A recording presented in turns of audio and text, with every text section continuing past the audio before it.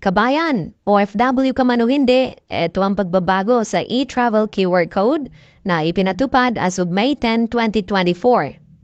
Kamakailan lamang ay nagkaroon ng system update ng e-travel website kung saan ang Bureau of Customs Declaration ay naging kabahagi na nito. At ang resulta, ang bawat biyahero ay magkakaroon ng iisang e-travel keyword code na kung saan nakapaloob na dito ang declaration para sa Bureau of Immigration, Bureau of Quarantine, at Bureau of Customs. At ang bagong panuntunan sa airport, kinakailangan mo na ngayong ipakita ang iyong passport at ang e-travel keyword code sa Bureau of Customs para sa kumpirmasyon sa e-travel registration at customs clearance ng iyong mga bagahe pagdating at bago umalis ng bansang Pilipinas. Pasadahan po natin ang mabilis ang update sa e-travel registration para maging pamilyar tayong lahat sa mga importanteng impormasyon. Sa occupation section, domestic worker ang piliin mo kung domestic worker ka. Kung hindi naman, piliin lang ang worker/laborer. At sa purpose of travel naman, sobrang mahalaga po ito. Kung OFW ka, ang pipiliin mo ay dapat OFW lang at wala ng iba. Bakit?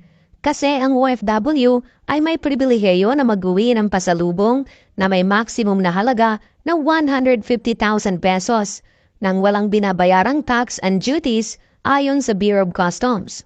At pagdating po dito sa updated version ng e-travel, idinagdag na ang Customs Declaration section gaya ng Baggage Declaration, General Declaration, Currency Declaration Reminder, at Warning. At paalala po sa ating mga kababayang OFW, kung may dala kang cellphone, laptop at alahas na binili mo abroad pampasalubong, kailangan mo itong ideklara at tandaan dapat dala mo ang mga resibo nito.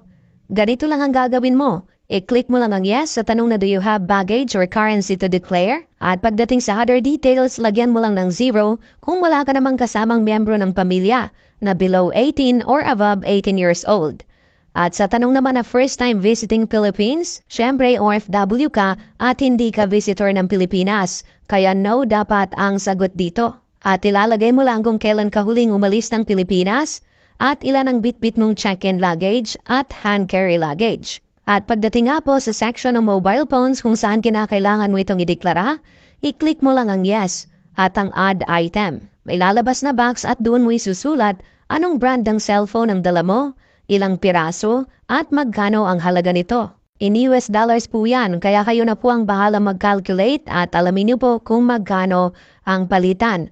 At i-click nyo lamang po ang add. At ganito din po ang gagawin nyo pagdating po sa jewelry section. At para naman po sa laptop na gusto nyo pong ideklara, pwede nyo po itong ilagay doon po sa other goods. At dito po sa section na ito, ilalagay nyo po ang kabuuang halaga ng mga items na dineklara nyo.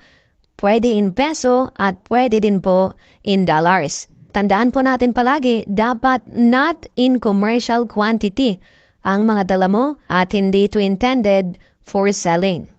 At bago po magtapos ang custom declaration, kinakailangan po ng picture at signature sa declaration attachment section. Thank you for watching and I hope nakatulong po ang video na ito sa inyo.